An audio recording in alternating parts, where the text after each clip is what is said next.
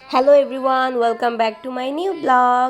আজকে আপনাদেরকে আমি একটা আশ্চর্য জিনিস দেখাবো। আমি এই জিনিসটা আগে কখনো দেখিনি। আমি আশা করি আপনারা এই জিনিসটা প্রথমবারের মতো দেখবেন।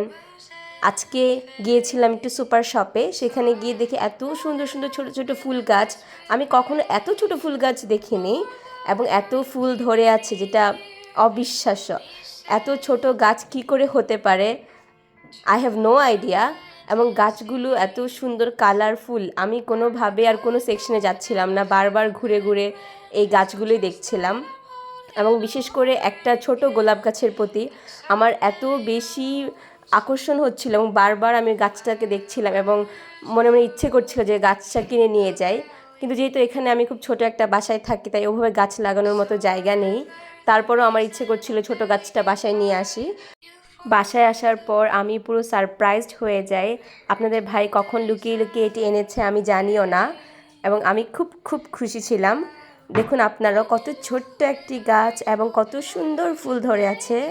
এবং গাছটি এনে আমি খুব সযত্নে আমার ঘরের জানালার পাশে রেখেছি। আমার ঘরকে আরও বেশি আলোকিত করে দিয়েছে এই সুন্দর গাছটি।